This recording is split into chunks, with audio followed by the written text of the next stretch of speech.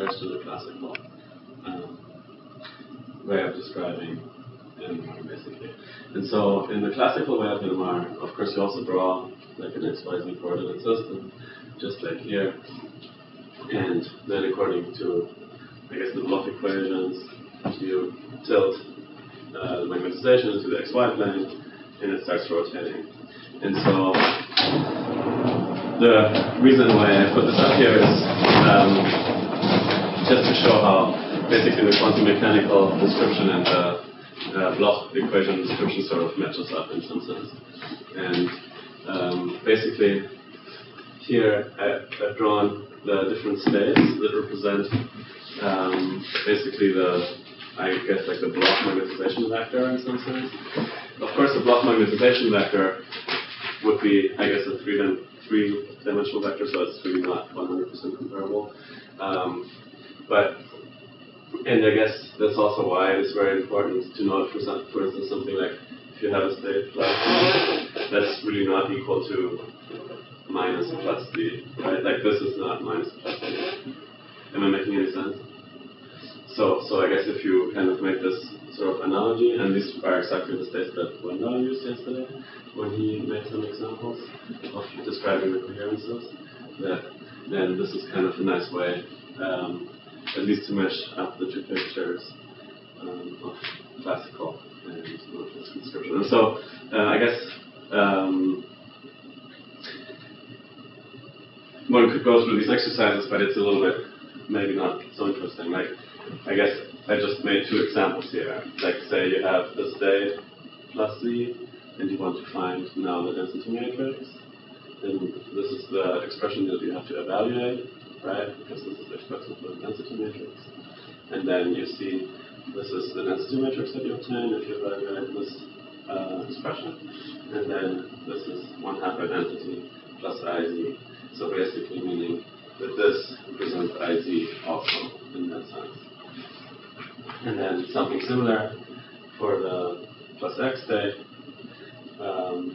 You plug it into expression for the density matrix, and you obtain something that contains this density matrix term IX. And that means basically that your magnetization is along X now. Right, and this is why you can present your density matrix, why it makes sense to call magnetization into the X direction IX density matrix. Right. And then I guess in this picture you can sort of see also what happens, how you define the phase.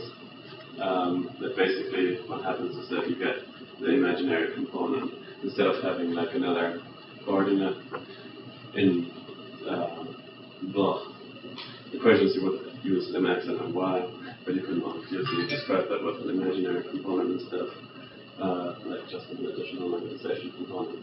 And then you see how the phase develops by incorporating the imaginary part. Cool. Okay, so now let's move to two-spin systems. So for two-spin systems, obviously there's a few more steps that you have to consider that I drew up here. And so if you want to represent them with vectors, I don't know, Bertrand, do you know what vectors you would use in order to describe those? Alpha, alpha, beta, beta, and alpha, beta, and beta, alpha? How they would look like? It's just two alphas next to each other, so is it like a vector of 4 elements or no? Exactly, so it's like basically it has one vector with 4 elements, and so alpha, alpha would be 1, 0, 0, 0, and beta, beta would be 0, 0, 0, 1. Oh, okay, so and then alpha, beta would be... So alpha, alpha is 1, 0, 0, 0, and not 1, 0, 1, 0. So it's not two alphas together, it's actually alpha, alpha, it's like its own vector. Right, because these are your basis states now, right? Okay. And these basis states, basically, makes sense. It's a product of the two right? vectors. Exactly. Okay. So, yeah. I guess this is also something I wanted to explain the cross product and the tensor product and how you build those. Do you know how those work? So, this is the first one. Okay. I didn't bring the writers. Okay. If you want to take the tensor product of something like A, B, C, D with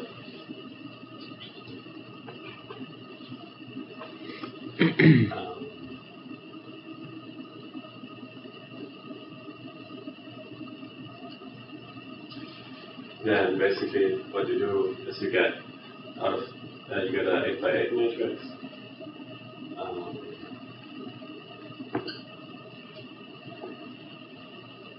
No, I actually have to make sure nothing. But basically, in each corner, you get this matrix reproduced. So you basically have stage, and then you have to basically multiply all these elements with B.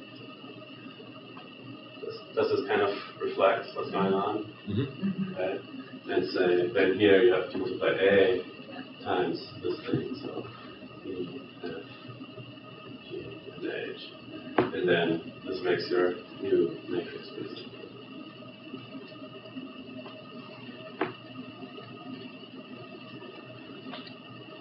And there is an interesting property of this tensor product, which is that the tensor products of two matrices is equal to the dot products of the left matrix. So maybe I'm going to write it actually. But The cross product. so if you have the product A tensorial B, this is equal to A tensorial identity dot identity tensorial B. So this is an interesting property of the tensorial products. What do you want to say? Oh, it's also the case where if it's AB cross B, AB cross B, CD, it's A cross C dot B Yeah. D. Yeah, And right. so you can just replace two of those. Yeah, well, matrices. this is what the property you said is the more general one actually. Right, yeah. So basically, these days up there just to make it sure that basically is alpha. Is that correct? Yeah, that's exactly right. And so, etc. And so, right, then the result of this, for instance, would be 1, 0.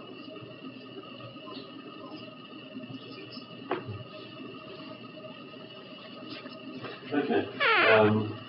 But then, so for in the spin 1 case, or no, spin 1/2 case, where you only have one spin, our basis, basically operators, there's only 4 of them, right? There's identity, IX, IY, and IZ, the Pauli spin matrices, if you remember we discussed them this time. But now if we have 2 spins that are coupled together, you actually have 16 of these. And